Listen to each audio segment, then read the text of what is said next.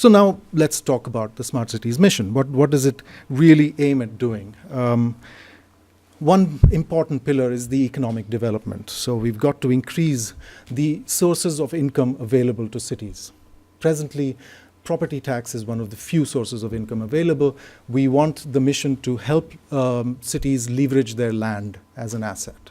So leveraging land as a resource will become an important part of this mission. Then we have to focus on local economic drivers. So no single solution, no formula.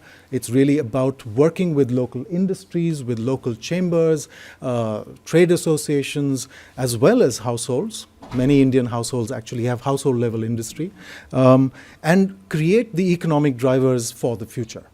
So we have to work with that. And as I mentioned, promote job creation. There is social development that needs to be done.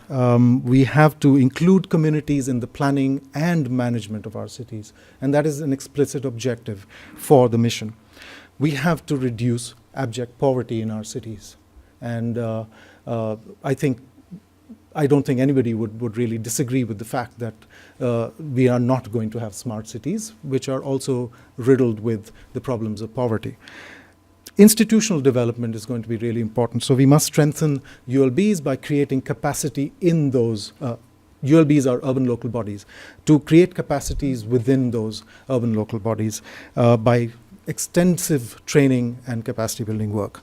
And these capacities have to include financial management, the ability to interface with the private sector, and to understand how PPP works, the kinds of responsibilities and liabilities associated with working with the finance coming from the private sector. All these capacities need to be developed.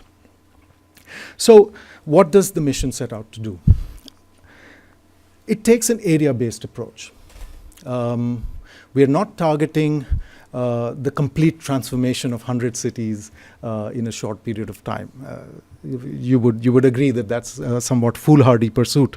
We're looking at a kind of generative logic. Every city that participates in this mission should target about 3 or 4 types of development, which will help it to build confidence, to handle projects, and then hopefully they will be able to replicate those projects. We're creating financial intermediaries at the state level especially, which can help cities harness private finance in a structured and responsible way.